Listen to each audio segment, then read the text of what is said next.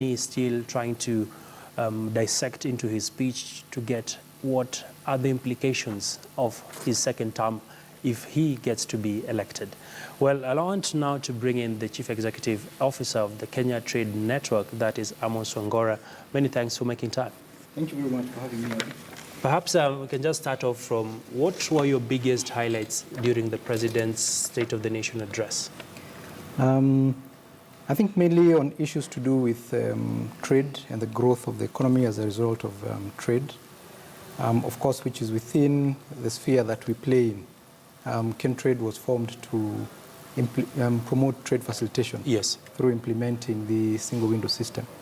And this has largely been achieved. So, of course, it ties in with the bigger objective of the government to facilitate trade.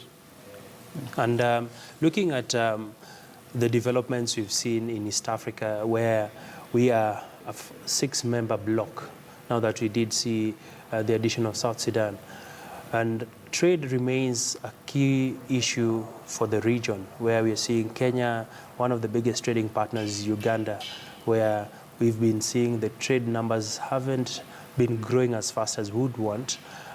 From where you sit at a vantage point using the aspects around the single window system, how is it inclined towards growing trade across the borders?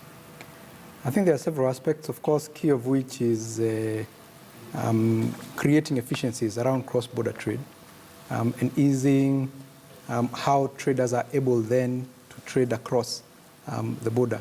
And of course, what we are trying to do then is automate most of that process, re-engineer most of those processes, and create more collaboration between government agencies.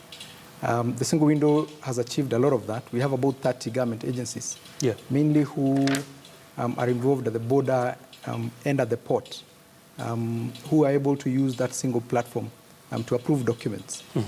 And that partnership really, and the integration with all these government agencies, is a key element in improving how then trade between our neighboring countries is done, and is thought as a key multiplier to then to trade within the region. Yes. Of course, the other big question is, as the KenTrade Network, majority of the importers do rely on your platform in terms of just conducting the logistics around the clearing and, of course, the lodging of their entries. Do you feel we've been able to grow the time it takes when it comes to people conducting business across borders? Yes, there's been significant improvement. The system was launched in 2013, and over the period then we have seen significant improvement in terms of time and cost.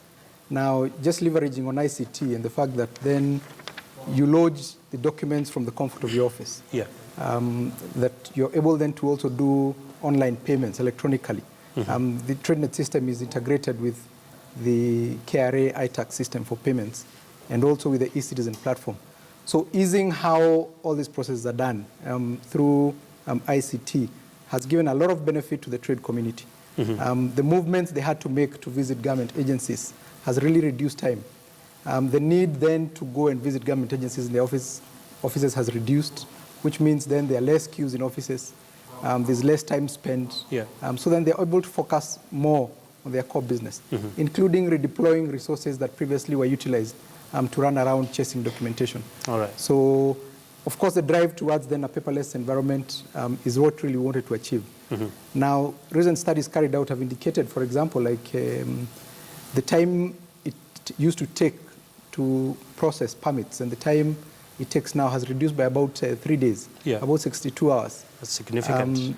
Similarly, across the board, which impacts then on the time it takes to clear goods out of the port and also across the borders. Well, of course, the other question would be, has this seen a trickle down to the ordinary mwananchi?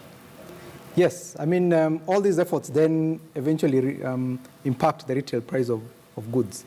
If you reduce the demurrage costs, if you reduce the time it takes, if you improve decision-making by government, then it means then the cost of goods comes down. Now, typically when there are delays and there are demurrages, then all these are normally piled up on the eventual final cost of the product to the mwananchi. So of course, yes, definitely Wanjiko has benefited. And as the system and all these other programs continue to be put in place, we expect to see significant then reduction in the cost of goods in the market. Do you know by how much? That figure is not absolute for now, but it's obviously then a trickle down based on the savings that are being realized. Now, we looked at some of the figures, for example, and you look at, for example, a permit process has improved by up to about $100. Now, that is the movement or the time it used to take when you consider the time it took to move from one office to another, transport costs, and so on. Now, but of course, then there are many other factors. Yeah. But that saving, obviously, is a saving that is passed on to the Mwananchi. All right. And this week, you did have a major conference that brought together stakeholders in the industry. Perhaps, what were some of the key issues that took center stage, and what were the recommendations moving forward? Yeah. That's true. We had some meetings of what we call the African Alliance of E-Commerce. It is a body set up in 2008 by like-minded African countries to promote the use of the single window. The single window, as you're aware, is a major item within the WTO trade facilitation agreement because of the effect it has. When you bring together government agencies you improve the whole process. Yeah. Now, so it is being promoted across the world. Now, in Africa, we have about 18 countries who have implemented the single window. These countries came together to promote the use of the single window, and also to build capacity among those who still did not have the capacity on implementing the single window. So it is used as a knowledge-sharing platform, so that then those who come after do not necessarily need to make the same mistakes that were made by those who have already implemented the single window. So we were honored to be hosting the General Assembly and the Executive Committee meetings. But we also had then a knowledge-sharing workshop where these countries then sat to discuss some of the issues and the challenges they've gone through, in the implementation of the single windows in their countries. All right. Of course, there are significant areas which cut across. For example, it's always a challenge to bring together all these government agencies. Kenya has achieved this in a huge way by bringing together the 30 government agencies who are working on the single window platform. It's not been that easy because then you find that there is the legal framework does not support some of this. What do you say legal framework? What do you mean?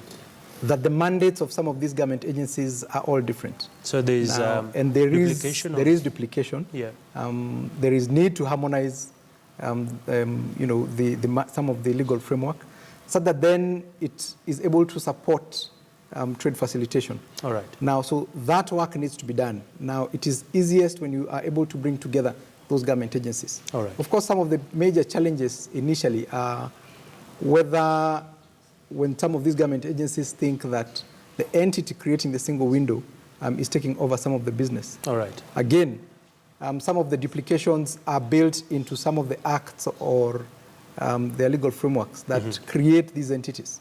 So that has to be harmonized across the board. Okay. How to do this is some of what we were discussing. All right. Of course, programs like change management, sensitization, creating awareness. And of course, also then the financial impediment, because some of those entities are not very well funded. So that is also an issue which cuts across quite a number of countries. Do you feel some of the agencies need to be scrapped off? Not necessarily. What needs to happen, because each of those entities have a specific mandate. Yeah. Now, what needs to happen is harmonization of those mandates to ensure there's no duplication. It then eases the burden to the Mwananchi when they are dealing with all these government agencies. Many thanks there, Amos Wangora. Thank you very much. Always a pleasure having you here on KTN. Of course, we've been discussing matters to do with the trade, and today our Twitter poll question, we are asking what do you think that, what measures do you think Kenya needs to actually address and boost cross-border trade? I can see a number of tweets already. We'll be sampling them after this quick commercial break.